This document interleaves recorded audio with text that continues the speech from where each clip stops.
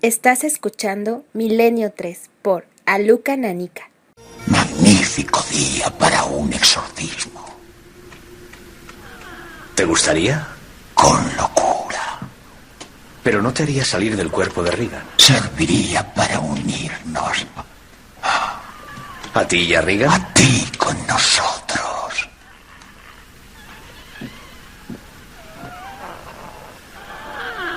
Repítelo. A su tiempo. No, ahora.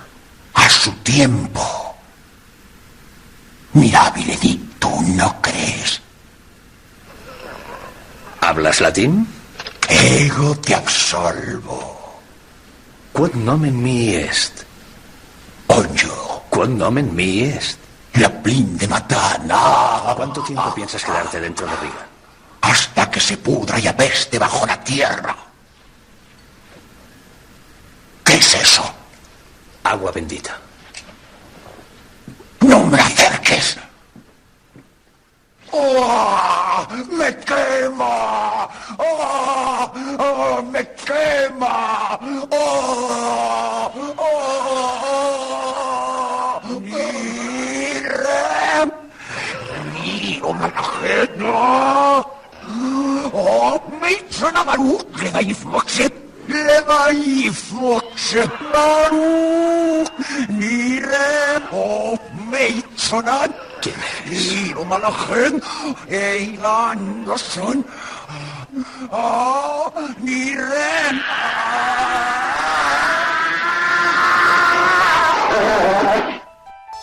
1:13. Ha pasado mucho tiempo,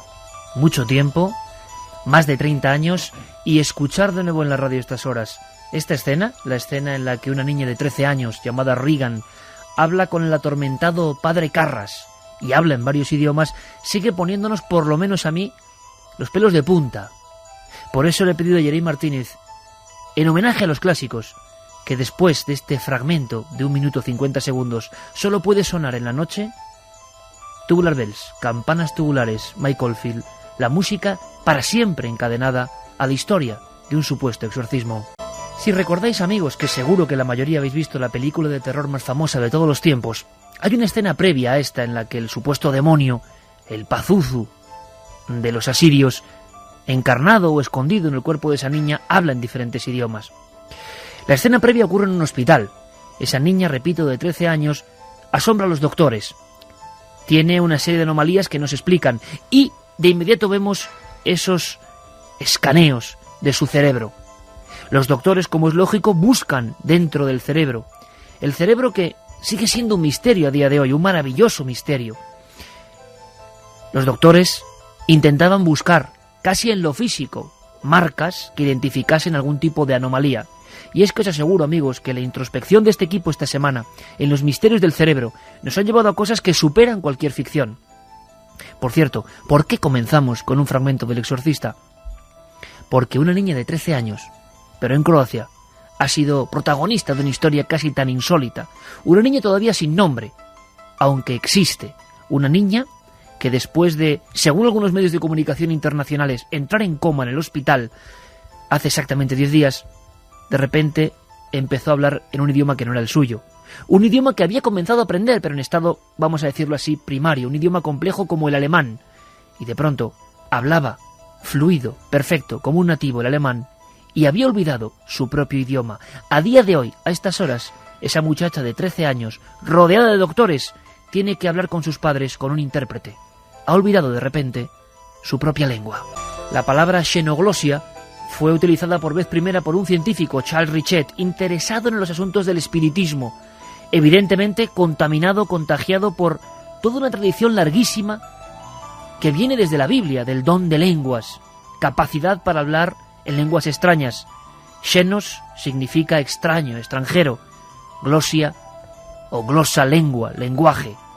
Hay muchos casos desde la antigüedad donde personas, de repente en un estado místico o en un estado alterado de conciencia o tras un accidente y un shock, empieza a hablar en un lenguaje diferente, incomprensible, que no ha aprendido. ¿El cerebro guarda estos misterios?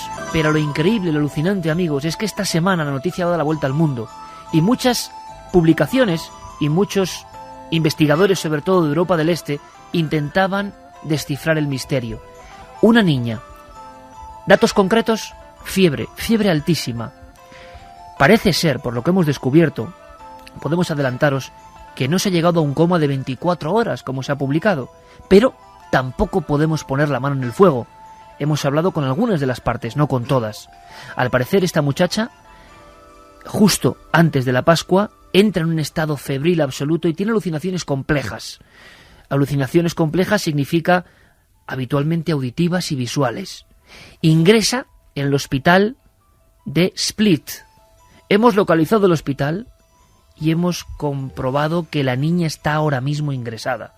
Y digo esto porque cuando una noticia da la vuelta al mundo, uno ya tiene que andar con pies de plomo, porque puede resultar un bulo, uno de esos hoax de internet. Hemos encontrado, gracias al trabajo de nuestro equipo, con Fermín Agustí y Carlos Largo a la cabeza, a Jurek Jurik, uno de los pocos periodistas que ha hablado con los doctores, que ha sabido del expediente médico y que nos cuenta y nos dejaba perplejos la realidad de este caso. Este caso que, como en la película El Exorcista, aunque en un grado menor evidentemente, mantiene, y lo imaginamos, a un nutrido grupo de doctores alrededor de una habitación. Jarek Jurik nos decía esto.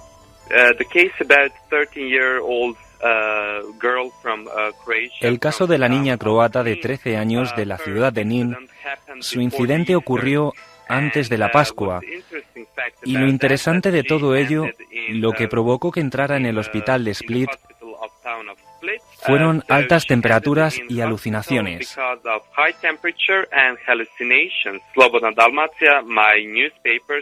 Slobodna Dalmacia, mi periódico, fue el primer diario croata que publicó la historia. Conocemos su nombre en particular y conocemos todo sobre sus doctores, porque nos dieron a conocer su caso. Pero queremos proteger su identidad, puesto que es menor de edad, por lo que no debemos decir su nombre en público, pero estamos en contacto directo con sus médicos. Pero hay más, lo que nos interesa. Esa niña había empezado a cursar estudios de alemán. No era su lengua natal. Y de pronto olvida por completo, en un abrir y cerrar de ojos, todo lo que sabía del croata, su lengua natural, su lengua nativa, y se despierta de ese sueño febril, delirante, hablando en alemán perfecto. Este periodista, Jarek Jurik, ha llegado a hablar con el maestro de esta niña de 13 años, que hoy sigue ingresada a estas mismas horas, y no salían de su asombro. Ahora lo habla de manera fluida, como si hubiera sido una perfecta estudiante alemana. Y su profesor ha comentado que no es posible que haya aprendido tantos verbos y tanto vocabulario en el periodo de tiempo que estuvo aprendiendo en el colegio. Todavía habla alemán, pero lo interesante es que puede entender a sus padres hablando croata, pero únicamente contesta en alemán.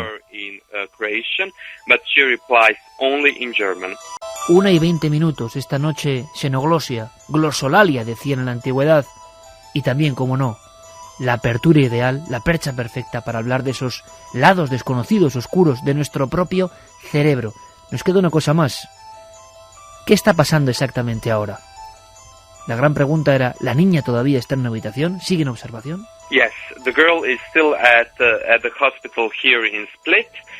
Sí, la niña todavía permanece en el hospital en Split, y los doctores expertos y científicos todavía no han averiguado a qué se debe su estado médico.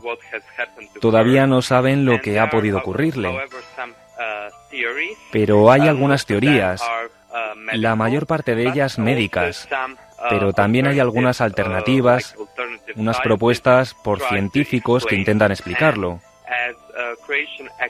como el médico académico Kostovic, quien es el director del Instituto Croata para el Estudio Científico del Cerebro. Él explicó que es posible que algunas personas, después de permanecer en coma, pueden perder la capacidad de hablar idiomas, porque algunas neuronas cerebrales dejan de funcionar para siempre. Quedaba, eso sí, una última comprobación. Directamente ponernos en contacto con ese hospital, en Split, con esa habitación, saber qué ocurre, saber si realmente esa niña de 13 años está ahí. Evidentemente nos fiábamos de nuestro corresponsal y amigo ocasional, Yurik, pero teníamos que comprobarlo, que ahora mismo esa niña, hablando solo en alemán, habiendo olvidado su idioma, esté ahí, creo que es todo un reto para la ciencia. Nuestro compañero Carlos Largo hacía la primera aproximación. Hola, buenas noches. ¿Puede hablar inglés, por favor? Sí, sí puedo. Estamos llamando para preguntarles si la noticia es cierta y si pueden darnos cualquier tipo de información.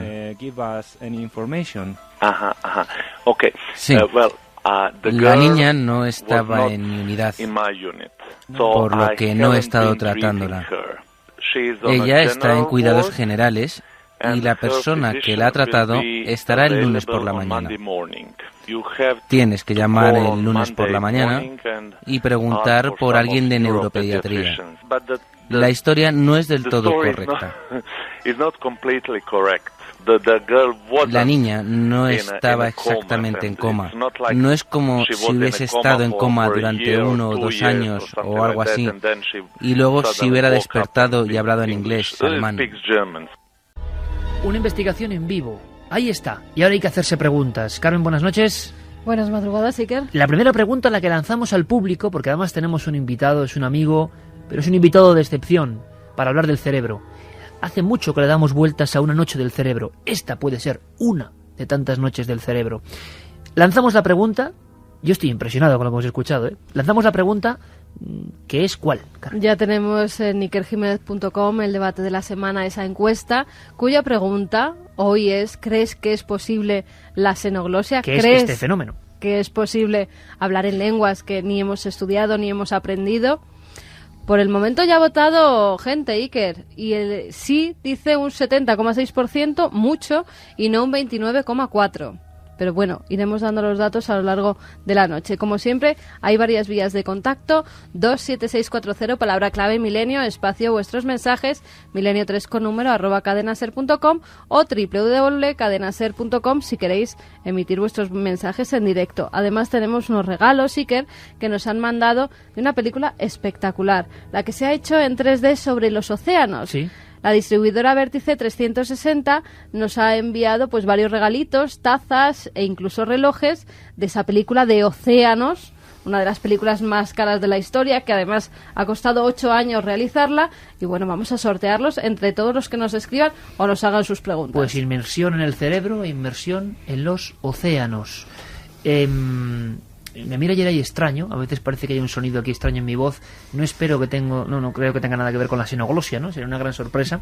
Tenemos a un gran amigo que hizo uno de los libros claves, que además ha servido de tantos y tantos estudios, por lo menos para quien esto habla, La mente del Homo sapiens. Él es profesor de psicobiología, responsable, ahí es nada, del Departamento de Neurociencia Cognitiva de la Universidad Complutense de Madrid. Manuel Martín Loeches, buenas noches, amigo. Hola, buenas noches, Iker, ¿qué tal? Bueno, primero, no sé qué se puede opinar, todavía imagino que es muy pronto, pero tener un caso así con estos datos y que sea real, que la niña exista por lo menos y que esté en observación en un hospital, yo creo que pone los pelos de punta, ¿no?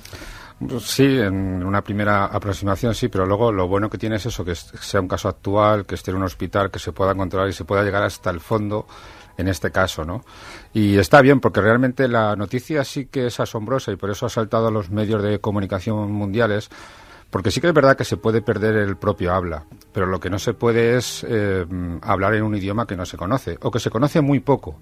Es decir, porque por lo que he estado viendo y leyendo, la niña habla con fluidez el alemán. Había empezado a estudiarlo, pero claro, sí, había empezado o lo había escuchado. Y encima el alemán, o sea, que no es que sea un idioma... No es fácil. Entonces, eso es lo que le hace curioso al caso. Es decir, ocurren situaciones parecidas a las de la niña en personas que son bilingües. Es decir, que ya conocen 2 idiomas. Que a lo mejor pierden uno de los 2 idiomas. Y además, en el caso de esta niña, yo tengo una ligera idea de dónde puede estar la lesión, que es más o menos el área de Broca, en la parte anterior, porque la niña entiende el croata, pero no puede hablarlo. Y eso es típico de una afasia anterior o afasia de Broca, que se conoce como ¿Qué tal. es eso, Manuel? Primero, la zona de... Podríamos hacer, sé que es difícil, pero una rapidísima diapositiva de qué partes así globales tiene nuestro cerebro. Con respecto al lenguaje, por ejemplo, para centrarnos, mira, es muy fácil. Lo más importante para el lenguaje en el cerebro se circunscribe al lado izquierdo, lo que es todo el hemisferio cerebral izquierdo. Y entonces, si tomamos como referencia nuestra cabeza desde el lado exterior, lo que está al lado de la sien, lo que estaría justo debajo de la sien, es el área de Broca. Y detrás de la oreja, en este hueso grueso que tenemos aquí, que es el mastoides, ahí está el área de Wernicke. El área de Broca es el área encargada, dicho muy sencillamente, pues para hablar, para articular, para producir nuestro propio idioma. Y además se encarga también de la sintaxis, de las reglas de combinación de los elementos y tal. Mientras que Wernicke, la que está atrás, es la que se encarga de comprender el idioma, entender las palabras que nos están diciendo y demás. Entonces el caso de esta niña es un caso, vamos, si fuera una bilingüe, sería un caso típico de una afasia. Una afasia es una pérdida del lenguaje. Afasia de Broca, que quiere decir que no puede articular su lenguaje, pero sí puede entenderlo, porque por lo que he leído, sí entiende a sus padres cuando le hablan en croata, pero cuando habla en alemán. Incluso hasta el límite de que tiene que haber ahora mismo un intérprete para poder hacerse entender con su propia familia, que es algo increíble. Claro, pero es que eso es lo misterioso, o lo increíble de este caso, que por eso ha saltado tanto a la prensa, ¿no? ¿Cómo es posible que hable fluidamente un idioma que realmente no conoce? Ya digo, no sería ningún misterio si fuera una persona bilingüe. Ha hablado alemán y croata toda su vida, o lo ha aprendido padre el alemán, alemán, madre croata, por ejemplo, ¿no? Que no es el caso. O se puede ser bilingüe tardío, es decir, que puede haber aprendido el alemán, yo qué sé, pues tiene 13 años, pues imagínate, a los 7, 8... los hablaba más o menos bien los dos idiomas. Vale, pierde uno. Las pérdidas de lenguajes en bilingües son muy curiosas. Se pueden perder los dos idiomas a la vez, o recuperar uno, hablar en un idioma y entender otro, o ir recuperando uno y a la vez ir perdiendo el otro y luego se dan la vuelta. En los bilingües realmente pasa eso. Pero es que este caso no era un caso bilingüe, sino que era un caso monolingüe con poco conocimiento. El propio profesor Manuel estaba absolutamente asombrado porque de esa fase inicial hablaba con fluidez de nativo. O sea, es decir, con un alemán absolutamente complejo, como si se hubiera insertado. No nos extraña que de haber habido casos de este tipo, sea lo que sea, y esta noche vamos a hacer muchas preguntas, en la antigüedad se tomase evidentemente como algo sobrenatural, como algo propio o de vidas anteriores, o de estar influido por potencias cósmicas o etéreas. Es más, yo hace poco, ojeando para este programa viejos libros que tenía por ahí sobre el cerebro, yo, Manuel, fíjate, la propia historia, ¿no? Imagino, el propio aspecto del cerebro, que para los investigadores de hace muchos siglos, imagino que no decía casi nada, porque esa víscera, de alguna forma, no actuaba, no filtraba, no bombeaba, era una cosa ahí como inerte, con ese aspecto calloso, nudoso, y por lo que yo tengo entendido, Manuel, sácame de dudas, en un principio, durante mucho tiempo, ¿no? Para que seamos también conscientes de los complejos de esta especie nuestra, o de que nunca hay que reírse de lo desconocido, que luego se conocerá probablemente, se creía que los pensamientos y las emociones y la memoria, o sea, nuestra capacidad que nos hace diferentes, provenía de la zona de los pulmones, ¿no? Imagino del corazón también, incluso, sí, así se ha pensado durante mucho tiempo. Durante más tiempo en la historia que saber qué es el cerebro, ¿no? Había quizás como una vertiente o como dos vertientes en medicina, ¿no? En la medicina antigua, clásica. Una de ellas pensaba realmente que lo que es la parte espiritual e importante estaba en el corazón, pero había muchos médicos y muchos estudiosos de la medicina que más o menos estaban convencidos de que las cosas ocurrían en el cerebro. Las cosas ya, digamos, para ellos más mundanas. No nuestros sentimientos o nuestras relaciones con la divinidad, por ejemplo, pero sí las cuestiones más lógicas de la lógica, de la memoria, del pensamiento normal y corriente, ¿no? Incluso del habla. Porque las lesiones que afectan al habla o al pensamiento se conocen desde hace muchos años. Incluso los egipcios tenían una intuición, más o menos, de que en el cerebro ocurrían cosas.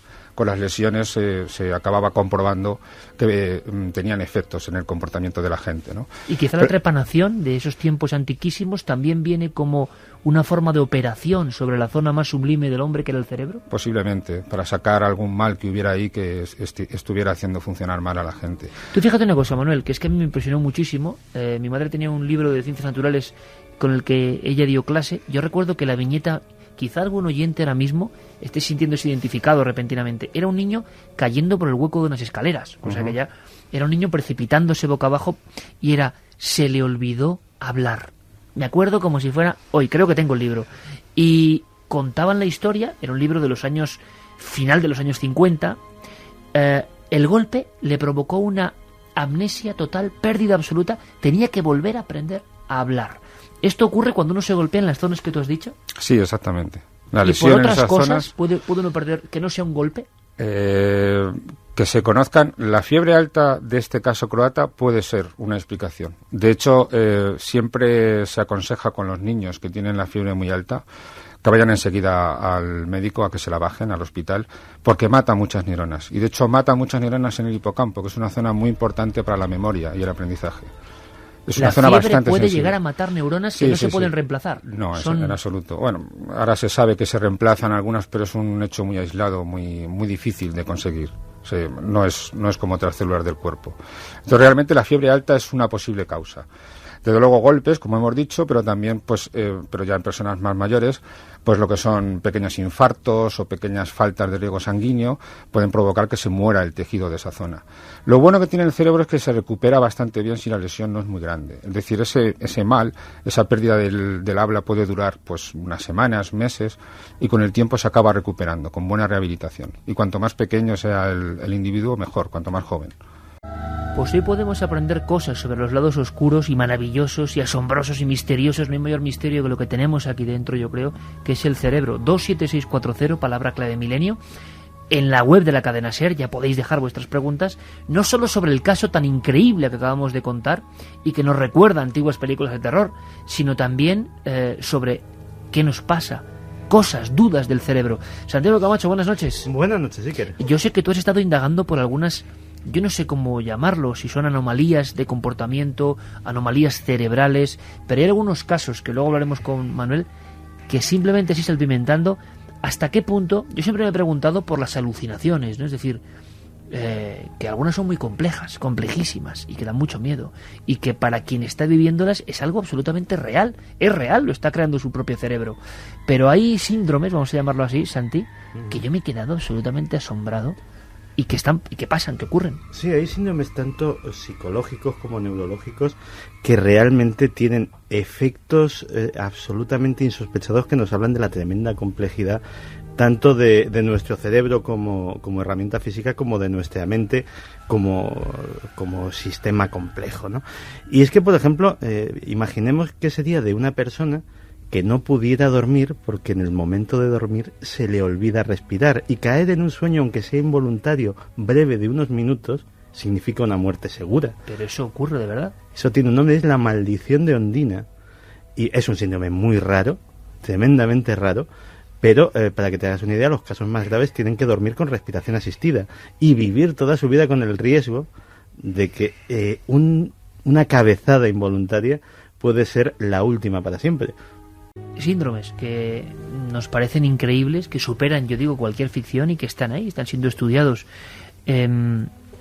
Cuando, Manuel, sabéis que tuvo que ser un salto infinito absolutamente comprender o escanear ese cerebro y daros cuenta en vuestros estudios, en la neurociencia, que se iluminaban, yo no sé si es correcto esto, se iluminaban o se activaban diferentes zonas de un paciente haciendo ciertas cosas. Fue como abrir una ventana a otro mundo y darse cuenta de que ese gran disco duro actuaba por zonas. Una de las grandes preguntas que nos trasladan siempre es que parece que no trabaja tanto el cerebro por zonas, sino que es algo mucho más complejo, una especie de sinfonía o de concierto, ¿o no? Sí, yo siempre he dicho que el cerebro es demasiado complejo para nuestra mente. Nos va a costar mucho entenderlo. Oh, qué buena frase es esa, señor. Es como el universo, es ¿no? Totalmente cierto. Es tan complicado como el universo, yo no diría que más, pero es tan complicado como él, porque se nos van a escapar muchas cosas. No deja de ser maravilloso eso, ¿eh? Sí, lo es. Siempre habrá ese reto de intentar llegar más allá en nuestro conocimiento, que siempre será muy escaso, eso creo yo. Pero es cierto lo que dices. Digamos, todas las funciones del cerebro no se distribuyen por zonas, es lo que se está viendo. Además, ahora hay, en esa técnica que dices tú de que se iluminan las zonas, que es correcto decirlo así, es más o menos lo que se ha estado utilizando hasta hace 3-4 años. Pero es que ahora esa misma técnica nos permite además ver las conexiones entre las distintas áreas que se iluminan, y ver en qué momento se utilizan esas conexiones y qué curso temporal llevan. Y entonces están descubriendo cosas muy interesantes, como por ejemplo que algunas áreas funcionan para varios aspectos cognitivos diferentes. Es decir, lo mismo sirven para la inteligencia que para la memoria, que para entender el hilo conductor de una historia, que para muchas cosas. Entonces, no depende de la zona donde esté ocurriendo la cosa, sino de con qué está conectado en cada momento. O sea, diferentes partes del cerebro que hacen eso, como una especie de conjunción, ¿no? De diferentes instrumentos que tocan una música. Sí, de hecho, fíjate, uno de los descubrimientos más recientes y que más bombazo está pegando ahora en neurociencia es un sistema que le llaman el sistema por defecto humano. Sistema por defecto quiere decir que es el que ocurre cuando uno no hace nada. Empezaron a darse cuenta porque cuando metían a la gente en el escáner y le decían, bueno, ahora relájese, descanse y no piense en nada. Nunca se puede decir no piense en nada porque siempre pensamos en algo. Entonces la gente pensaba en sus cosas y se dieron cuenta que había unas áreas que se activaban siempre sistemáticamente. No unas áreas, sino una red con esas áreas. Hacían luego el experimento, restaban y resulta que esas áreas pues se desactivaban cuando alguien hacía algo concreto. Y se dieron cuenta que ahí había algo curioso. Cuando la gente descansa, cuando la gente no hace nada, está haciendo algo. ¿Qué es lo que hacen? Entonces han descubierto este sistema por defecto, que quiere decir que siempre que estamos pensando, recreando, imaginando, anticipando, pensando, creando, etcétera, etcétera, es este sistema por defecto que abarca por lo menos 3 zonas de nuestro cerebro, que están en conjunto trabajando continuamente, mientras no hagamos nada concreto. Es decir, si yo ahora me pongo a escribir, se me desactiva ese sistema porque estoy concentrado en eso. Pero en cuanto que desconecto y me evado, estoy con ese sistema activo. Como una especie de piloto automático que está ahí. Exactamente, y que es el que entiende la realidad. Es como nuestra conciencia viajando en el espacio, en el pasado, en el presente. Manuel? Cuando dormimos, no se ha estudiado todavía, pero es posible que sea ese sistema uno de los más activos, exactamente. Creo que estamos tocando con los dedos, ¿verdad? Una de las historias más asombrosas que podemos imaginar. ¿Qué frase? Yo creo que de cabecera te la voy a tomar prestada, pero de inmediato, Manuel. O sea, te la regalo, pero esto va a ser un abordaje, porque no podemos casi entender, ¿no? La complejidad de nuestro propio cerebro. Es demasiado. Es como aquella gente que en su día enloqueció intentando preguntarse qué era el infinito del universo. Hablando de esa conexión con no sé qué, no deja de ser curioso que desde lo más profundo de la historia haya documentos, Carmen, donde se habla de este don de lenguas. O de, siempre es muy curioso, estados alterados de la conciencia. O sea, alguien entra en no sé qué área que es distinta de lo normal y empiezan a ocurrir cosas. Algunas cosas son espectaculares. Se habla incluso en la Biblia. En la Biblia ya se dice que los apóstoles, cuando iban a predicar, todo el mundo que era de otras lenguas, de otras creencias, los entendían perfectamente porque al parecer hablaban en su propia lengua. Eso se ha dado en muchos místicos, además de la Iglesia Católica. Uno de ellos es el Padre Pío.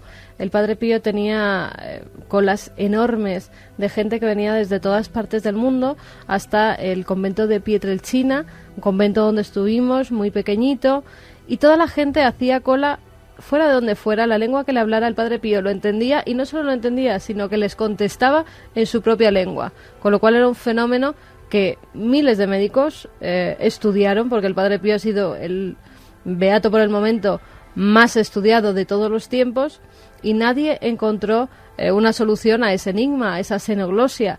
Pero no solo en la Iglesia se da, Iker, también, si luego lo veremos, hay casos de xenoglosia, de glosolalia en personas, incluso en niños, que dicen haber tenido vidas pasadas, o personas hipnotizadas que sin saber un idioma comienzan a hablar en ese idioma perfectamente e incluso mantienen una conversación fluida.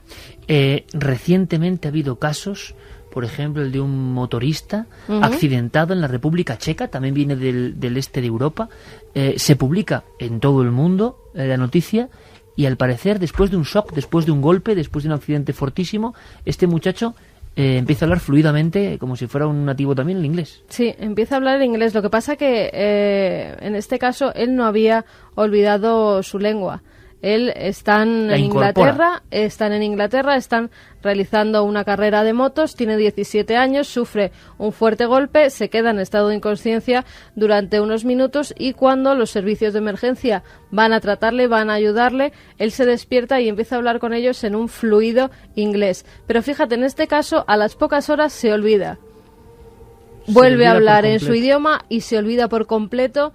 habla 4 palabras mal entendidas con las que se entiende con los médicos, pero nada más. Cuando había estado conversando como si fuera un inglés de lengua, vamos. Manuel, esto es importante. Nunca la ciencia, en los tiempos recientes, la neurociencia, se ha enfrentado a uno de estos casos donde alguien hable un idioma que no ha podido conocer.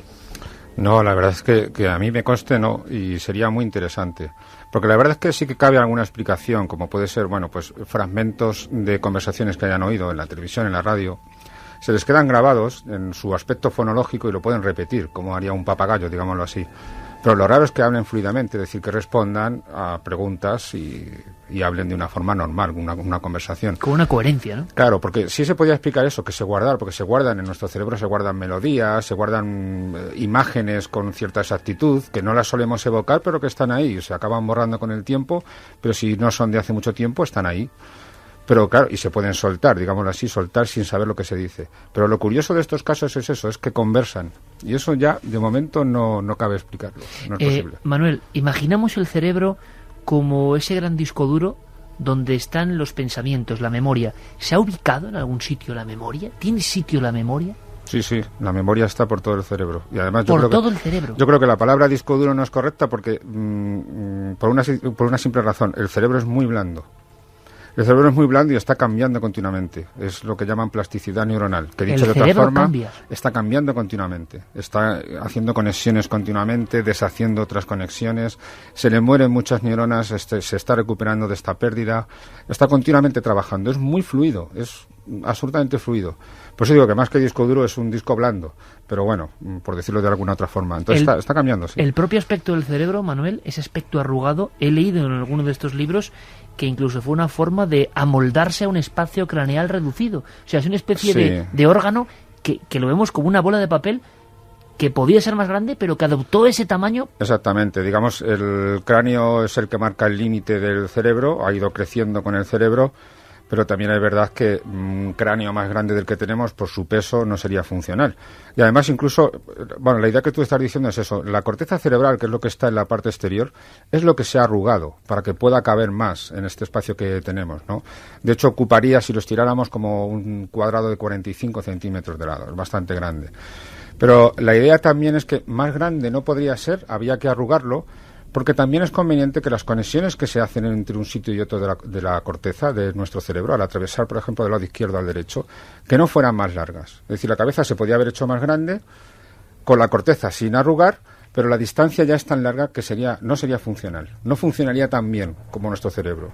De hecho, se ha comprobado, se sabe, que el cerebro de los elefantes es más grande, pero funciona más lento, porque las distancias a recorrer por las conexiones neuronales son más lentas. El nuestro está en un equilibrio ideal, de tamaño y de espacio. Que es otro misterio también, ¿no? Porque esa perfección que nos hace distintos. Por cierto, muchos tenemos imágenes, por ejemplo, de esas amnesias absolutamente repentinas, ¿no? Gente que lo olvida, ya no solo el habla, sino que olvida su propia historia, que no creo que haya nada más angustioso. Imagino que habéis estudiado casos, descargas eléctricas, shocks. Un shock puede borrar como si fuese algo que escanea y que destruye los datos. Sí, hay que pensar, como hemos dicho antes, en el cerebro en términos de circuitos, realmente, más que en zonas. Son circuitos. Los circuitos, si yo los interrumpo, estoy haciendo un daño bastante grave. Y de hecho los recuerdos, la memoria, como decía, está por todo el cerebro, pero necesita de una parte de nuestro cerebro que es el hipocampo, el que se pierde con la fiebre en los niños, que está conectado con la corteza y está haciendo circuitos continuamente. Si yo interrumpo esos circuitos, son miles, millones de circuitos, cada varios de ellos representando un recuerdo concreto. Si yo interrumpo con un electroshock esos circuitos, no los voy a interrumpir todos, porque si no, o pudiera ser, porque perdería el sujeto todos sus recuerdos. Pero si interrumpo unos cuantos de ellos, los pierde esos circuitos porque se han parado. Los circuitos hay que iniciarlos y luego que no se paren. Yo creo que una de las imágenes más asombrosas que nadie puede idear y que a veces, yo no sé por qué mucha gente no ve el misterio que hay en esto. Cuando se descubre la neurona, y en eso tenemos mucho que decir los españoles también, ¿no? Se ve esa especie como de araña, ¿no? Que recubre todo nuestro pensamiento, nuestro cerebro, y que tiene esa especie, no sé si es el axón, Manuel, y va conectando como con una especie de filamento a otras neuronas, y estas a su vez a otras, y se produce algo eléctrico, según parece, o no sé qué, que llaman sinapsis, ¿no? Y que produce ahí una reacción que me parece algo absolutamente mágico. Quiero decir con esto, si uno se esfuerza en, y esto creo que es importante, en el aprendizaje, o tiene una vida repleta de emociones, vamos a decirlo, satisfactorias, creativas, buenas para él, quizá en contacto con la naturaleza. Es decir, el cerebro se moldea casi hasta físicamente, según sea nuestra experiencia. Alguien al mismo tiempo que está sumido en la angustia, sumido en problemas que él mismo hace cada vez más grandes, o alejado por completo de la sensibilidad, de la creación, su cerebro será físicamente hasta casi distinto. Está muy comprobado, además. Pero eso es increíble. Es que es así. O sea, nuestro cerebro, lo que has dicho... El hombre hace su cerebro. El hombre hace su cerebro, el hombre y quien rodea al hombre. El cerebro, como tú bien has dicho, las neuronas tienen un axón y tienen unas dendritas. Digamos, las neuronas reciben información por las dendritas y la envían a otras neuronas por el axón.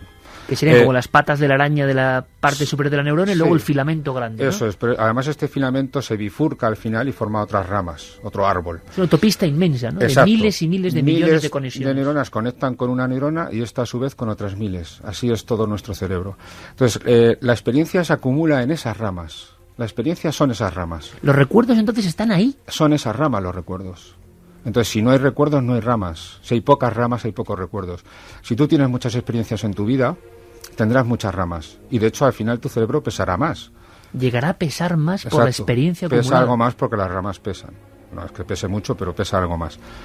Y se sabe que a las ramas les afecta mucho el estrés.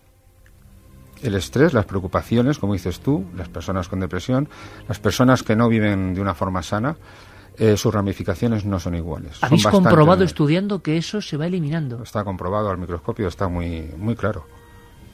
Yo no sé, Carmen, son cosas tan clave y que tan pocas veces se hablan a nivel divulgativo que creo que son importantes. Y yo no sé, haciendo un paneo inicial por preguntas de los oyentes, ¿qué les surge al oír este caso excepcional de lengua o del cerebro, de lo importante que es nuestro cerebro y lo que podemos condicionarlo, que es lo que también estamos aprendiendo? Pues mira, preguntan si es posible que nuestro cerebro conozca todos los idiomas y solo tengamos activadas las neuronas de aquel que usamos a diario. No, pero sí que ocurre una cosa muy curiosa. Cuando nacemos, somos capaces de entender la fonología, los sonidos de todos los idiomas. Vamos a ver, para un español está claro, sobre todo muchos que estamos o que intentamos aprender inglés, o que más o menos sabemos, nos hemos dado cuenta de que hay muchos sonidos del inglés que no entendemos, o que no nos salen igual. Tienen varias vocales, en torno a 10, me parece, una cosa así. Nosotros tenemos 5 sonidos y ya está. Pero no nos salen esos sonidos. Cuando somos bebés, cuando somos recién nacidos, los entendemos perfectamente, los discriminamos perfectamente. Porque el cerebro está preparado como una esponja para ver qué idioma se va a encontrar en el ambiente. Para impregnarse de ello. Exactamente. Y de hecho los chinos, no es ningún tópico, no distinguen la L de la R. Pero cuando son recién nacidos sí, la distinguen perfectamente. Pues al cabo de un año de edad se pierde. Se pierde esta capacidad de distinción. Y ya no saben distinguir la L de la R porque en su idioma no se utiliza esa distinción. Por eso, por lo tanto, fíjate lo que sale de aquí, de esta cuestión. Qué importante debe ser para cualquier niño ese primer año. Exactamente. ¿Qué está recibiendo ese niño? Incluso a niveles muy sutiles, ¿no? Claro. Hablaban de la música clásica, hablaban de un montón de cosas. Qué importante debe ser. Seguimos. Nos decían también que ha sufrido un leucoencefalopatía y que le afectó al lóbulo occipital y que se le olvidó leer, que tuvo que aprender de nuevo. Un amigo que tuvo que aprender de nuevo a leer. Leucoencefalopatía. Según los científicos, el ser humano no llega a usar ni el 15% de la capacidad mental que poseemos. ¿Os imagináis si utilizáramos el 100%? ¿Telepatía tal vez? Preguntaba Thor. Aquí yo creo que hay una gran división. Este hombre con nombre poderoso, de antiguo dios, Thor. Aquí hay una gran división, creo, entre los que dicen que ni siquiera se puede medir cuánto manejamos y cuánto no, y la eterna frase que no sé, ya he oído tantas cosas, si es leyenda urbana o no, del 10%. Es una leyenda urbana clarísima. Clarísima. O sea, aquí sí que no hay ninguna división. En lo científico lo tenemos claro. Es siempre el 100% de nuestro cerebro. Tú piensas que lo que no se utiliza en el cerebro se muere y se deshace. O sea, es una máquina que está constantemente en rodaje. Es continuamente. Nosotros cuando vemos áreas iluminadas en un escáner, lo que se presenta ya como figura es la sustracción a otro mapa en el que supuestamente no ha hecho nada. Eso que contábamos antes del sistema por defecto humano, cuando la gente no hace nada, está haciendo un montón de cosas. Luego hace algo y se le resta esa actividad, que es la actividad de todo el cerebro que está absolutamente activo. Las neuronas están continuamente funcionando. Si no funcionaran, al cabo de unos minutos se mueren. Qué importante, cuando has dicho antes, Manuel, esa esponja que es el cerebro y que todo el mundo entendemos, ¿no? Eso de los niños se quedan con todo, ¿verdad? Pero ya a nivel real, cuando un niño está expuesto a peleas familiares, a gritos, a violencia, a algo que fluye en el ambiente y que creemos que un niño no entiende, ¿lo entiende? Un niño que tiene angustia, un niño, ya no digamos si lo ha maltratado, claro, tan pequeño, un niño que recibe esos impulsos negativos que existen, incluso a veces imagino, Manuel, inconscientemente, no porque uno quiera, sino porque ha coincidido. ¿Está llegándole algo a su cerebro que quizá permanezca ahí durante mucho más tiempo del que creemos y sea importante para su vida? Bueno, hemos hablado antes de la fiebre, cómo afecta a los niños al hipocampo, el centro del aprendizaje y la memoria. Pues se sabe que el estrés afecta al hipocampo y los maltratos en casa afectan al hipocampo.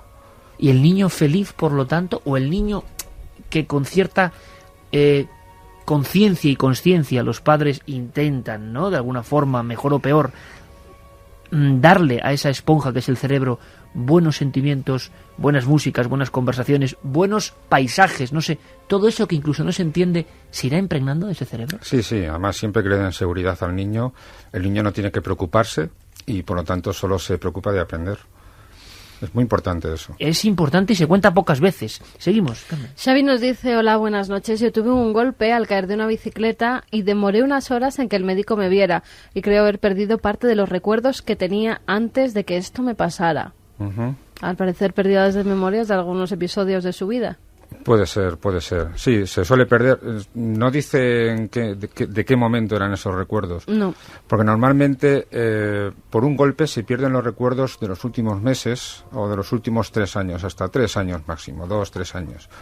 Los recuerdos de antes se han quedado ya para toda la vida y esos no van a cambiar con un golpe. Esos desaparecen por otro tipo de lesiones, por lesiones más por falta de vitamina, desnutrición y demás. Por un golpe se pierden recuerdos, ya digo, de hace 2-3 años, porque están todavía consolidándose. El hipocampo, que está saliendo mucho esta noche, en su conexión con la corteza está repasando esos circuitos una y otra vez, de manera inconsciente, y así durante meses e incluso años. Si yo rompo esos circuitos por un golpe, ya no se ha consolidado el recuerdo. Tardan eso, unos 2-3 años en consolidarse del todo. Pero qué increíble fusión entre lo físico, lo material y algo que nos parece tan inmaterial como el pensamiento, ¿no? Y yo voy más allá. ¿Y el miedo?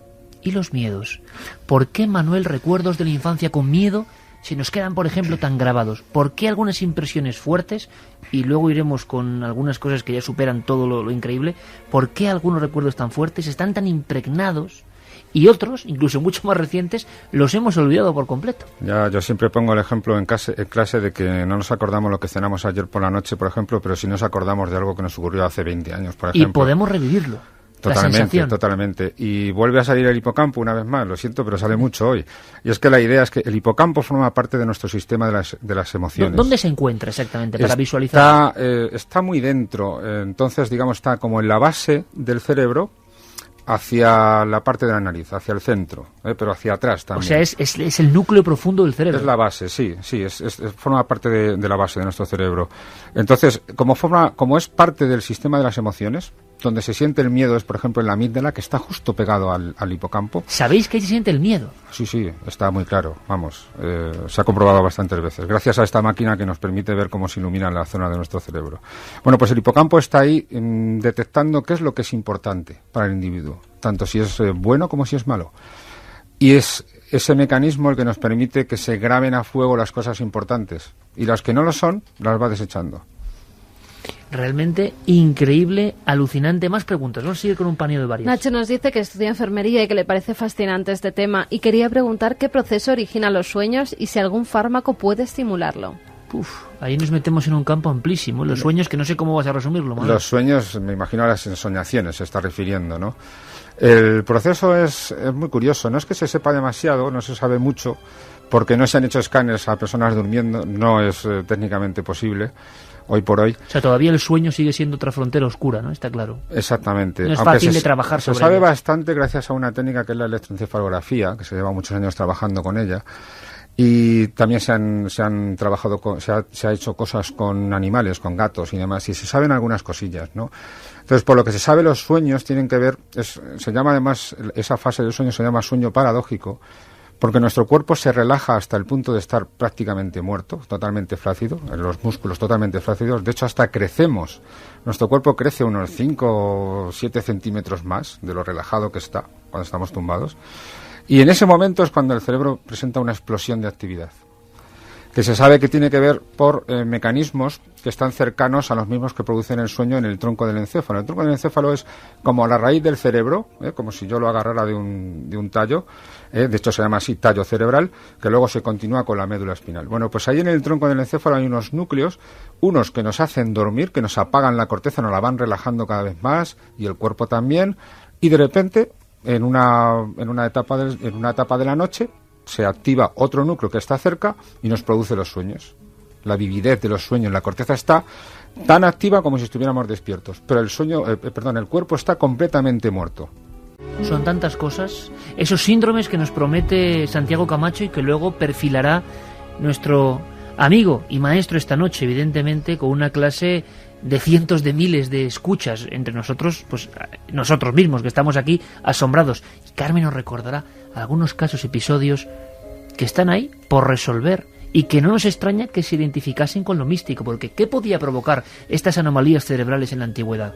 La conexión con lo místico. Y lo místico está ahí, y los miedos están ahí, y las pesadillas se quedan ahí de alguna forma. Y por cierto, una pregunta que me adelanto que está llegando a borbotones: eso de los dos cerebros, que tenemos como dos universos dentro de la cabeza y que nos guían más unos u otros, ¿esos son leyendas urbanas también, como lo del 10%, o no? El cerebro, un suceso, una investigación de este equipo en Croacia, esta muchacha de 13 años, que olvida su idioma y habla solo en alemán repentinamente, nos obliga a hablar de esa caja mágica que tanto misterio guarda. Noche del Cerebro y de muchas más cosas en Milenio 3. Ahora las noticias y en apenas 5 minutos regresamos. Continuamos atravesando la Noche del Cerebro, la Noche de los Misterios aquí en Milenio 3. No solo vamos a hablar de cerebro y de xenoglosia y de extraños síndromes, sino que también viajaremos a Soria en esta segunda hora, donde nuestra compañera Eva Sánchez tiene una noticia interesante que ha dado la vuelta a España, rara, que tiene que ver quizá también con temas del cerebro. Unos gritos, una niña y un supuesto ritual de exorcismo en plena provincia de Soria y que ha alertado a muchos vecinos. Se ha hablado mucho y se han dejado muchas cosas al margen. Queremos descubrirlo esta noche. Y otra cosa que también es misteriosa. Decíamos que no tenemos comprensión para alcanzar lo que es nuestro propio cerebro, que parece que nos supera en tantas cosas, esa conciencia extraña que en algún momento oscuro de la historia se enciende, que no podemos entenderlo, pues como el universo. Y desde el universo, desde la galaxia M82 en concreto, atentos amigos, porque esta noche también hablamos de eso con especialistas, se ha empezado a recibir una serie de ondas de radio. 20 radiotelescopios ya enfocan hacia ese lugar, a 12 millones de años luz de nuestra Vía Láctea. La primera noticia en España la daba nuestro compañero, director de ciencia de ABC, José Manuel Nieves, que estará con nosotros. Está ultimando datos. Es sorprendente. Ondas de radio desde 12 millones de años luz. Y la conclusión de los primeros investigadores, Centro Astrofísico del Reino Unido, es que no saben qué es. No saben qué es. Tenemos que intentar descubrirlo, así que merece la pena, creo que, estar este par de horas con nosotros. Por cierto, que empezábamos con esa niña croata, 13 años, haciendo alusión a Reagan, a la historia del exorcista, a la historia de un lenguaje desconocido y extraño, en este caso el alemán, que ella había comenzado a estudiar, pero que desde luego no lo conocía. Su propio profesor se había quedado sorprendido, lo hablaba con total fluidez. A estas horas, lo decíamos antes, tiene que estar con un intérprete porque ha olvidado su propio idioma y solo habla en alemán. ¿Cómo es posible? ¿Qué ocurre en el cerebro? ¿Qué anomalías pasan ahí? Esa unión extraña entre lo físico, lo material, el cerebro como órgano que se daña, que está sometido a cosas, que es una esponja, y al mismo tiempo algo tan etéreo, ¿no? Tan absolutamente casi divino como los pensamientos, la memoria, los recuerdos, los miedos. Manuel Martín Loeches nos ha prometido algo. El miedo también se estudia las reacciones del miedo. Creo que va a ser apasionante, pero nos preguntabais muchos amigos en las vías de contacto por casos concretos que hayan sido de xenoglosia, y hay algunos que creo que pueden interesar, porque siguen siendo, de alguna forma, expedientes sin resolver en la historia de este don de lenguas. Hay un doctor que en los años 70, en 1974, si no recuerdo mal, publicó un libro que se llamaba Xenoglosia. Era uno de los primeros tratados que había además sobre la xenoglosia, porque sí se ha apuntado en diversos estudios médicos, pero no en un monográfico como hacía este doctor que se llamaba Ian Stevenson. Este doctor empieza a tratar a muchas personas que, sobre todo bajo hipnosis, empiezan a hablar en lenguas extrañas. Uno de los casos más documentados, porque lo estuvo estudiando durante 8 años. Además, no quisieron ningún tipo de publicidad el matrimonio con el que se estaba llevando a cabo pues ese estudio. Ni siquiera le dejaron poner su nombre, pero sí que es cierto que además muchos colegas pudieron acceder a los análisis que había hecho Ian Stevenson. Bueno, pues esta era una mujer, una ama de casa de 37 años. Ella empieza a ser hipnotizada porque dice que tiene como sueños, a veces alucinaciones sobre vidas pasadas, recuerdos que no sabe muy bien a qué atribuir. Empieza a ser hipnotizada y sale a la superficie un joven sueco que se llamaba Jensen Jacobi. Jensen Jacobi tenía 17 años en el siglo XVII, que es al parecer cuando vivió. Esto podía quedar en una anécdota, a no ser que esta mujer comenzara a hablar en un perfecto sueco del siglo XVII, además comprobado por lingüistas de la época, lo cual se quedaron todos atónitos porque no sabían a qué era debido. Ian Stevenson estaba casi seguro de que eran regresiones a vidas pasadas, que era un tipo de reencarnación que hacía que en un momento dado, en esta nueva vida, ella tuviera esos flashes que la llevaron a una vida anterior y pudiera perfectamente comunicarse como se comunicaba en la época en la que presuntamente vivió. Pero no era el único caso, había otro, el de Sanalta Misra. Esta era una niña que entre los 4 y los 5 años era capaz de cantar canciones en bengalí. Ella era hindú, nació en 1948, cuando llega a Stevenson es en el año 1961, y además decía que en una vida anterior ella había sido una mujer bengalí que había aprendido a danzar y que había aprendido a cantar precisamente esas canciones. No sabía mantener ningún tipo de conversación, pero sí que es cierto que buceando en antiguos documentos de la época se llegó a la conclusión de que esas canciones habían existido en los siglos a los que ella hacía referencia. Sería 2 de los casos de regresiones a vidas pasadas con xenoglosia más estudiados en la historia de la ciencia. Y no sabemos qué es. Las interpretaciones son libres y además incluso cada investigador tiene su propia teoría al respecto. Demostraciones difícil que haya, pero yo recuerdo perfectamente hace más de 10-12 años, en Albacete, una regresión hipnótica y una persona sin estudios de ningún tipo y con una cultura rala, por no decir otra cosa, que hablaba en una especie de inglés antiguo. Y yo no sé, uno ya piensa si pudo ser una especie de acto y que era un engaño, pero yo tampoco lo creo, parecía real. La pregunta, Manuel, porque hablamos con Manuel Martín Loeches, profesor de psicobiología, responsable del Departamento de Neurociencia Cognitiva de la Universidad Complutense de Madrid, todo un científico pero sin ningún temor al misterio, todo lo contrario, un científico auténtico que, como es auténtico, pues se pregunta por todo. Y yo te pregunto, Manuel, ¿qué pasa en el cerebro si se ha podido saber con esa especie de visión que tenemos ahora de esa maravilla, en el estado de hipnosis, que me sigue pareciendo a mí uno de los misterios que no acabo de comprender del todo? ¿Pasa algo físicamente en el cerebro? Sí, bueno, siempre que pasa algo en nuestra mente, pasa algo físicamente en nuestro cerebro, eso seguro. El tema de la hipnosis es algo que se está trabajando de hace, con las técnicas modernas, 5 o 6 años, y se saben bastantes cosas. Lo que pasa es que no se sabe qué es lo que inicia el estado de hipnosis. Lo que sí se sabe es que cuando uno está en hipnosis, lo que demuestra el escáner es que uno aumenta su atención, pero la focaliza.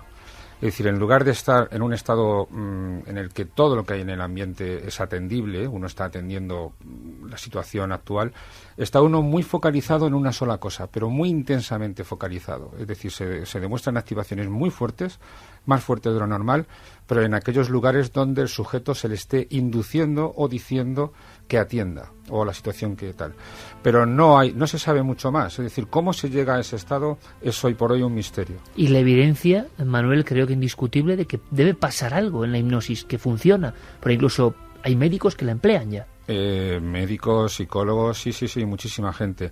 Lo que pasa es que, bueno, la ciencia lo que va a decir es que es un método para eso, para focalizar la atención, que la gente no se vaya por otros caminos para poder llegar a la verdad de algo que el sujeto tenga dentro y a lo mejor no lo quiere decir o no lo quiere soltar. E incluso también pues para darle unas órdenes y las tenga muy claras, no haya ambigüedades y demás. Es, digamos, una forma de potenciar la atención sobre ciertos aspectos, tanto motores como perceptivos, pero poco más. Se utiliza para eso y está dando bastante buenos resultados. Ya digo, en psicología, en los países más industrializados, ya lleva unos años en los que es una cosa bastante habitual la hipnosis. El cerebro, sus capacidades asombrosas, increíbles. Vamos a hacer una cosa, Carmen, recordamos los vídeos de contacto y tenemos esos regalos, porque ahora vamos a entrar en los miedos y en algunas anomalías que son sorprendentes. 27640, palabra clave milenio, espacio vuestros mensajes, milenio3 con número, @cadenaser.com, también la web de la cadena Ser, cadenaser.com. ¿Y cómo la encuesta? Y también, eso te iba a decir, para votar en ikerjiménez.com. Por el momento, la encuesta, cuya pregunta es, ¿crees que es posible la xenoglosia? Pues gana con el 71,4% el sí y no me lo esperaba. Con el no 28,6%.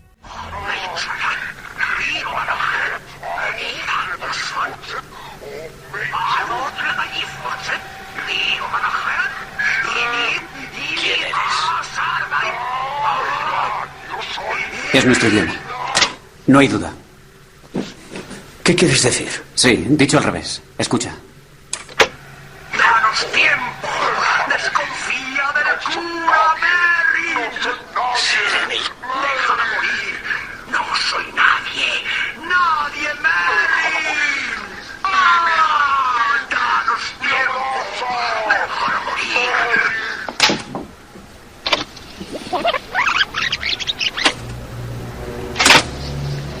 ¡No soy nadie! ¡Déjame morir! 2:17. Evidentemente el miedo, como una de las situaciones más primarias, más fundamentales del alma humana, están ahí como recurso constante. Queremos saber del miedo, nos atrae el miedo y nos repele al mismo tiempo. Yo lo confieso, esta misma escena que hemos visto del exorcista seguramente habrá influido cómo la vi por vez primera, cómo me impregnó, troqueló mi cerebro, las escenas que vi. No es lo mismo ver una película con 37 años que con 12, y parece que el cerebro acude a las sensaciones primitivas de aquel momento, que tiene una especial imantación con elementos que serán importantes en la vida de una persona. Yo, por ejemplo, estoy seguro, el que hace estos programas y el que lleva toda su vida haciéndose preguntas, que no me quedo solo a ver El Exorcista en mi casa, te lo aseguro, porque me vuelve a traer una serie de sensaciones. Eso era una película, pero seguramente mi cerebro lo ha codificado como con una especie de temor. Todos tenemos temores ocultos, estoy segurísimo que están ahí, que no son científicos. De novela lo que contaba Manuel Martín Loeches, con esa visión del cerebro que ahora se tiene, con ese gran salto increíble, ¿no? Se puede experimentar sobre el miedo.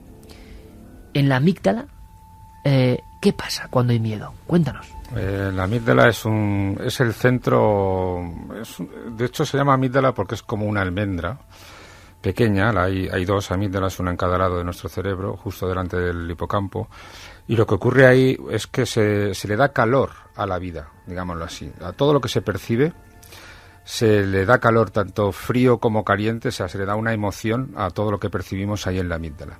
Pero sobre todo, cuando nos estamos relacionando con algo que nos da miedo o que hay agresividad, es el centro de la agresión por excelencia. Esa sensación que tenemos del miedo que no sabemos medir y que seguramente por eso los antiguos se miraban al pecho, porque parece que te coge el pecho, ¿no? El miedo quizá proviene de algún impulso o de algo que tiene que ver con la amígdala cerebral. Seguramente, sí. De hecho, se ha comprobado cuando yo veo una cara de miedo, se me genera una reacción Si yo soy consciente de ella, se me genera una reacción y soy consciente de que algo me está dando miedo.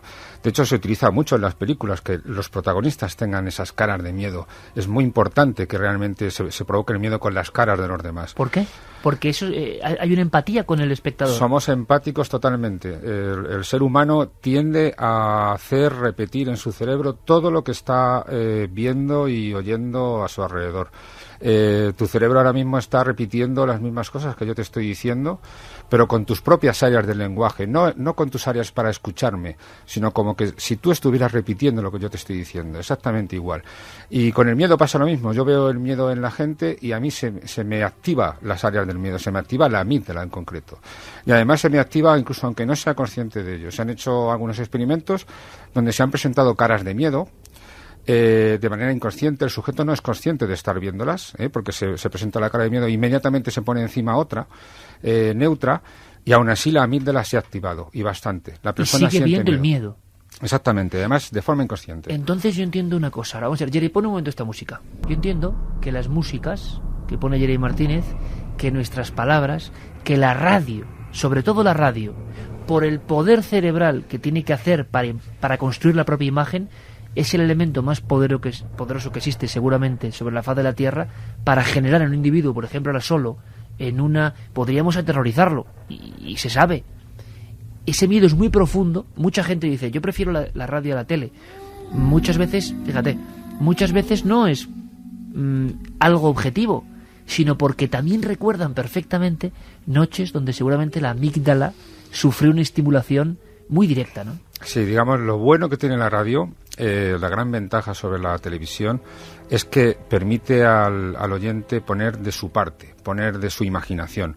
Eso es algo que se explota en muchas facetas de nuestra vida, de nuestra creatividad, como por ejemplo el arte. Aquello que es más ambiguo, que hay que interpretar, que hay que darle un sentimiento por parte del espectador, es más intenso. Pasa con una novela, siempre es más intensa una novela que una película. Pues la con la radio pasa de uno, eso, ¿no? Exactamente. Entonces aquí estamos dando claves solamente auditivas, pero muy intensas, de manera que lo visual y lo sentimental lo pone uno de dentro y lo pone pues lo que lleva dentro, lo que es más compatible con uno mismo. Entonces es mucho más intenso, que si me lo dan todo dado, las emociones, las visiones, todo. Aprendiendo muchas cosas del cerebro. Santi, había repasado algunos síndromes, como antes decíamos, olvidarte de respirar, pero hay otros, porque a mí siempre me ha llamado mucho la atención, y quiero preguntarle a Manuel, aunque sean estos pocos minutos que quedan, por ejemplo, las alucinaciones, aunque puede ser otro tema, otra noche distinta. ¿Qué son? ¿Cómo nos afectan? Cuéntanos, por ejemplo, todos esos síndromes que hasta hace que el ser humano, uno mismo, pueda convertirse en un desconocido para uno mismo. Pues sí, porque hablando de sensaciones que dan realmente miedo, yo creo que he estado documentándome y mirando diversos síndromes muy extraños, tanto de origen neurológico como construcciones de la propia mente, pero posiblemente el más aterrador de ellos, tú imagínate que un buen día una parte de tu cuerpo, una parte tan importante como tu mano izquierda o tu mano derecha, deja de ser tuya. Pero no porque se paralice, sino porque de repente empieza a actuar por su cuenta. Empieza a desvestirte en un lugar público, o a tocar impropiamente a una persona en un ascensor, o incluso a hacer algo que pone en riesgo tu propia vida mientras estás conduciendo o mientras estás haciendo un trabajo delicado. Y que poco a poco eso va más, y que no tienes otra manera de detenerla que con la otra mano intentar sujetarla. Pues eso, que parece el argumento de una novela de terror o de un pequeño relato de terror, eso existe y se llama el síndrome de la mano extraña o de la mano extranjera. Para una referencia cinematográfica, pues todos los que hayan visto la película esta de Teléfono Rojo, Volamos hacia Moscú, que había un antiguo científico nazi que no podía evitar levantar en alto la mano con el saludo nazi, pues estas cosas suceden, y la verdad es que personalmente de todos los que he visto es el que me parece más terrorífico. Pero por ejemplo, mucho más suave y en relación a lo que estamos hablando hoy, pues hay uno que parece muy cómico, pero causa gran angustia a los que lo padecen, que es el síndrome del acento extranjero. Porque imaginemos que nos levantamos también de buenas a primeras una mañana y hablamos como un chino, como un ruso, como un francés de película, de comedieta. con ese acento, exagerando el acento. Efectivamente, con ese acento falso que todo el mundo la primera vez que te ve dice, bueno, pues oye, qué gracioso, pero déjalo ya. No puedo dejarlo. Pues ese es otro de los síndromes. Espera un momento, Santi, porque este síndrome ha sido noticia. Ha sido noticia y creo que es algo que se conoce. Don Carlos Largo, buenas noches. Buenas noches, Iker. Carlos, autor de esa investigación como un taladro hacia el hospital, y veremos dónde acaba esto. Yo creo que es un tema interesantísimo. Carlos, pero es que encima estos días ha habido otros casos de anomalías cerebrales y una de ellas de acento extranjero, que ha dado mucho que hablar, nunca mejor dicho. Sí, además este síndrome que ya comentaba Santi es muy extraño. Hay tan solo una veintena de personas que lo padecen en el mundo. Y, por ejemplo, pues hace tan solo unos días en Gran Bretaña, una mujer de 35 años, su nombre es Sarah Colwill, es residente en Plymouth, en Inglaterra, y bueno, pues desde prácticamente toda su vida lleva padeciendo extrañas migrañas, dolores de cabeza, pero que hasta este momento podía convivir perfectamente con ellas, no tenía ningún problema. El último ataque que le dio de migraña, bueno, pues le ha dejado una secuela, que ha sido este síndrome del acento extranjero. Chino en concreto. Y es que, curiosamente, como tú dices, se le ha quedado un inglés con acento chino. Los médicos que la han tratado pues han confirmado efectivamente que es uno de los pocos pacientes que sufre este síndrome. Y bueno, pues si te parece, vamos a escucharla porque es muy curioso este acento que ha cogido. Escuchamos. No sé si algún día recuperaré mi voz normal, si es que algún día lo consigo. Algunas personas lo tienen durante algunos años, otros para siempre. Nadie lo sabe. El día en el que mi voz cambió, encontraba dificultades para hablar y cuando hablaba sonaba como con acento chino. Eso duró como una semana y cuando me desperté al día siguiente sonaba más como acento de Europa del Este. La gente de mi alrededor, mi familia y amigos, no reaccionaron de manera diferente. Encontraron algunas dificultades para entenderme en algunas ocasiones. Las personas extrañas piensan que soy extranjera y otros me hablan como si fuera un poco estúpida, tonta. Pero es algo a lo que me tengo que ir acostumbrando.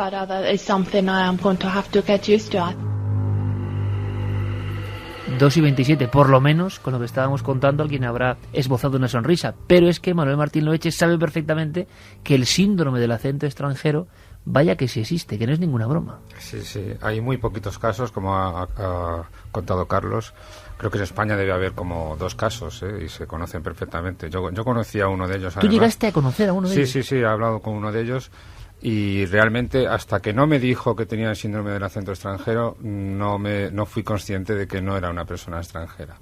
Le costó convencerme. ¿Qué pasa en el cerebro? Se sabe que es una lesión en el mismo área de Broca que hemos mencionado antes, que te hace perder el habla de tu propio idioma, no puedes expresarte en tu propio idioma. Cuando la lesión no es muy grande, tienes el síndrome del acento extranjero. Cuando la lesión es muy pequeñita y afecta solo una pequeña porción del área de Broca, entonces tienes el síndrome del acento extranjero. Normalmente las lesiones son más grandes. En este caso es por una migraña, que es una inflamación de las arterias, de los vasos sanguíneos y demás, y puede haber provocado una lesión muy local, muy pequeña. Si es más grande, que lo más habitual, es cuando pierdes todo el habla. Pero esto es una especie de pérdida intermedia. Increíble. Manuel, una de las cosas, y te emplazo a otro programa, que más miedo puede dar a la gente, más impresión, y que mucha gente ha vivido, porque me gustaría despedirme con algunas preguntas de los oyentes, son las visiones, evidentemente, las alucinaciones, que vienen desde el principio del tiempo, pero que quien las vive y las sufre. ¿Hay lesiones, anomalías concretas físicas que pueden provocar visiones que quien las está viendo no puede desligar de la realidad? Hay varias posibles causas para tener visiones de algo que no estamos viendo, para ver algo que no estamos viendo. Pero en general, más que una lesión, se puede hablar de una alteración química, neuroquímica, es decir, en las conexiones, que ya hemos dicho que es un aspecto muy importante de nuestro cerebro. Entonces hay ciertas conexiones que cuando fallan no permiten al cerebro distinguir qué es lo que viene de fuera y qué es lo que viene de dentro. Y nuestra propia imaginación nos juega estas malas jugadas. Y eso ocurre incluso con las alucinaciones auditivas, que no sabemos distinguir lo que no es nuestro de lo que es nuestro, y lo que es nuestro, producido por nuestro cerebro, nos creemos que es real y que viene de fuera. Y ya digo, está en las conexiones, no es una alteración física, es una alteración más bien química. Porque encima, en todo ese entramado de millones de autopistas que se interconectan y que podemos hacer que crezcan o que sea más robusto o que decrezcan y mueran, como raíces de plantas, ¿no? Resulta que encima ahí dentro, Manuel, están activándose un sinfín de reacciones químicas que van a convertirse en pensamientos, en alucinaciones, en cosas agradables o desagradables. Es que todo en nuestro cerebro son las conexiones. Las neuronas, de hecho, son idénticas, o prácticamente idénticas, hay varios tipos, pero son iguales las que están en una parte del cerebro que las que están en otras. Son iguales. Es un cuerpo celular y un axón y unas dendritas. Lo que importa es con qué están conectados. La conexión es lo que da el juego. Y ahí está todo, ahí está absolutamente todo. Todo lo que sentimos, todo lo que pensamos, todo lo que imaginamos, todo está en las conexiones. ¿Cómo podemos, por tanto, Manuel, y me adelanto un poco a las últimas preguntas, te emplazo a hacer otras noches del cerebro, que me parece algo apasionante, increíble, lo que está ocurriendo, lo que estáis descubriendo?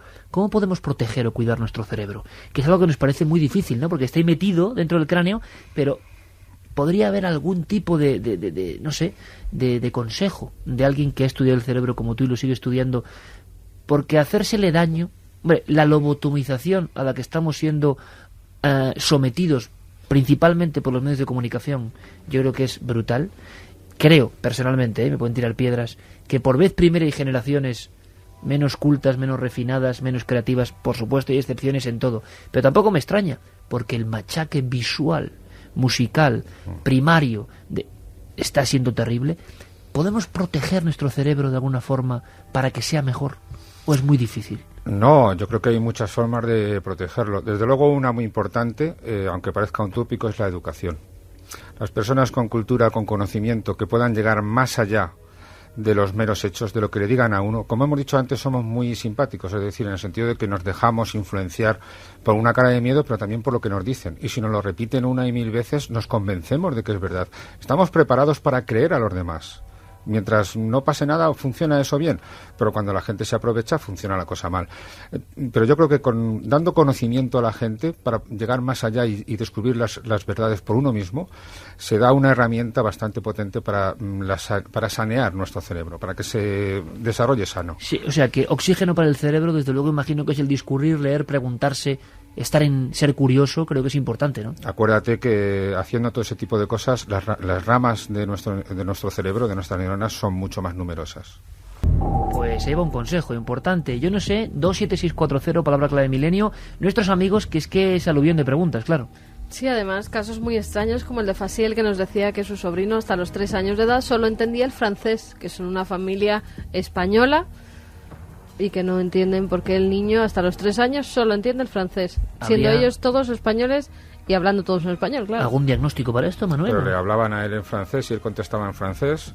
No nos dice nada más. Solo entendía el francés, ha dicho. Sí. Eso es muy raro. Eso pues tomamos nota porque esos casos están ahí y gracias también por brindarlos. También nos apuntan posibilidades, que quizá la niña haya sido expuesta al idioma alemán durante temprana edad, puede que sea un caso de memoria genética de un antepasado. Eso en cuanto a la niña croata que ha empezado a hablar alemán. Nos dicen que por favor no pongamos esos sonidos a estas horas, que tiene la amígdala del cerebro hecha polvo. Han salido las amígdalas, han aumentado en su tamaño, vamos. Seguro. Carlos, que es estudiante de psicología, dice, pregúntenle al profesor sobre la prosopagnosia. Es muy interesante. Sí, es muy interesante. ¿Qué es? Es la incapacidad para reconocer a las personas por la cara, personas conocidas. Se debe a una lesión en la base del cerebro, cerca de las zonas de la lectura, y a partir del momento de la lesión uno no conoce a nadie por la cara, solamente por la voz, incluso a tu propia esposa, a tus propios hijos, ves a los niños, incluso a uno mismo en el espejo o en una foto. Le presentas al paciente la foto de él mismo, siendo exactamente como es, no de hace años, sino del mismo momento. ¿Quién es este sujeto? ¿El presidente del gobierno? No, es usted, es que no lo ve. Ah, pues no me reconozco. Se me acaba de poner, hacía mucho tiempo que no se me ponía la carne de gallina. O sea, y eso está, Manuel, dentro del mundo de la ciencia, es decir, sí, una síndrome que hace que no reconozcas la cara. La prosopagnosia es un síndrome es bastante común. Hay otros menos comunes, como por ejemplo la agnosia para el movimiento, que la gente ve la realidad como una fotografía, pasa unos segundos, otra fotografía, y así es todo. Imagínate para llenar una taza de café, por ejemplo, tienen que poner el dedo dentro de la taza para saber cuándo se llena, no lo saben. Cuando van a cruzar, ha fragmentado la visión de la realidad. Exactamente, no hilan las sucesivas imágenes como un movimiento, como algo que se da continuamente, sino imágenes sueltas. O sea, que en vez de ver en cine, como vemos todos, vamos a decirlo así, ven en diapositivas. Exactamente, y además entre una y otra pasan 1 o 2 segundos o quizá más, sí. También nos preguntan si los ataques de epilepsia, ¿qué efectos producen en el cerebro? ¿Se pierden recuerdos? La epilepsia, cuando se repite mucho, se pierden muchas neuronas. Los ataques epilépticos ocasionan un grave daño al cerebro. Y cuando se llevan muchos ya en la vida, acaba uno bastante mal, digámoslo así. Entonces, no se pierden recuerdos, pero sí ocurre una cosa muy curiosa con la epilepsia, y esto sí es importante. Y es que hay mucha gente que tiene vivencias religiosas con la epilepsia. Es bastante común. Se activa tanto el cerebro y ciertas zonas del cerebro que tienen que ver con el estado de luminosidad y de iluminación y demás, que es bastante frecuente que le ocurra a los epilépticos. Son gente muy religiosa. Santa Teresa de Jesús, por ejemplo. Y de San Pablo, por ejemplo. Si era una enferma de epilepsia. Y San Pablo camino de Damasco, ¿no? También, y todos los estados alterados de conciencia, que un día, si quieres, comentamos, ¿no? Es decir, gente que se mete en otras realidades, ¿no? Exactamente. Carlos pregunta si es verdad que se pueden aprender idiomas escuchando en un cassette, en un MP3, mientras uno duerme. No, con seguridad que no. Sabríamos pero se han hecho muchos cursos, ¿no? Sí, Mira, que yo me lo estaba pensando, porque yo con los idiomas soy un tarugo. No. Yo debo tener la amígdala un poco toda la vida, ¿eh? Mal aprendiendo. Eso es un tópico que se utilizó hace años y no es cierto. Se está intentando comprobar a ver si uno puede, repasar cosas que ya conoce durante el sueño. Para que no se olvide. Y eso puede ayudar, pero no ayuda mucho más que lo que es el repasar las cosas. Y también alterar el sueño, que el cerebro pide sueño por algo, igual no debe ser muy bueno, ¿no, Manuel? ¿El qué? Perdón, alterar el sueño con este tipo de experimentos, aprendo un idioma o no sé qué, cuando imagino que si tenemos que dormir es porque también el cerebro necesita oxigenarse. Lo necesita, absolutamente. Lo único que puede pasar es que durante la fase del sueño vívido, ese que hemos contado antes, ahí se puedan meter estos estímulos externos y convertirlos en formar parte de la misma historia que estemos soñando, pero no mucho más. Diego de Palencia nos dice que tiene un conocido que tiene un problema parecido al de la peli de Memento. Si lee 4 líneas, al llegar a la 4ª no puede recordar la primera. En las conversaciones se suele perder si son medianamente complejas, que él fue su informático y que era curioso, que apuntaba todo en POSIT, sus consejos, sus impresiones sobre él y sobre otras personas, y que era bastante desconfiado. Eso es bastante común, ese síndrome, es la amnesia anterógrada. Es por una lesión en el hipocampo, que aquí ha salido hoy bastantes veces. Una lesión en el hipocampo, en las conexiones del hipocampo con el resto de la corteza, impide esos circuitos que comentábamos antes de repasar las cosas desde el mismo momento en que ocurren, y si no existen esos circuitos no se repasan las cosas, y las cosas hay que repasarlas aunque pasen 2-3 segundos. Entonces, si no se repasan, no existen y se pierden. El sujeto no sabe. A estos sujetos les puedes presentar al médico que le está tratando todos los días durante los 365 días del año que no lo conocen. Yo creo que son cosas maravillosas, pero tenemos que dejar al profesor Manuel Martín Loeches a que se vaya a oxigenar su cerebro, ¿no? Ha reventado y lo temíamos y lo agradecemos, evidentemente, porque este programa está para eso. Pero como el cerebro es tan absolutamente inabordable, y además muchas muy curiosas, es interesante porque quedan grabadas en cadenaser.com, muchas están llegando por esa vía desde otros países también, y entonces quedan ahí marcadas, y eso es muy interesante porque la gente puede leer. Quedan al final, claro, 1000 cosas, ¿no? Los 2 hemisferios, las alucinaciones, los sueños y 1000 cosas que tenemos que aprender del cerebro. Místicos. Yo creo que lo mejor es... La histeria colectiva, cómo se contagia. Casi, yo no sé, tendremos que hacer algo casi permanente con el cerebro, que yo creo que es la última puerta, ¿no? O una puerta tan compleja como el universo. La aprendemos gracias al profesor de psicobiología, responsable del Departamento de Neurociencia Cognitiva de la Universidad Complutense de Madrid, Manuel Martín Loeches. Mira, es tan apasionante, Manuel, que te voy a pedir que mañana me hagas un favor y te vengas a la tele. Encantado. ¿Vale? Cuando quieras. Vente a la tele porque ha pasado algo con cerebros muy primitivos. Sí. Y yo quiero que me expliques algo. ¿Te parece? Te lo explico. Mañana nos vemos en Cuarto Milenio, además antes de lo normal. Mañana vamos antes de lo normal. A las 12 y como cuarto. A las 12, sí, 12, por ahí más o 12 y menos. 10. Por favor, muy atentos todo el mundo, ¿vale? Estaremos en la tele, yo creo que es un placer y de verdad, con maestría, porque es que lo único que la clase ha tenido 600.000 amigos, pero claro, ¿qué ocurre? Que hay que saber hacer interesante esto. Me ha pasado muchas veces, cuando te cuentan el cerebro, con el enigma que tiene, con la cercanía, porque quien sabe lo cuenta con cercanía, y con tantas cosas que además interconectan directamente con tanta gente, nos damos cuenta que hay un campo. Me encantaría seguir explorando de muchas formas este campo con un guía de excepción como tú, Manuel. Muchas gracias por tu visita. Gracias a ti, Iker. Un placer, como siempre, amigo. Igualmente. Gracias.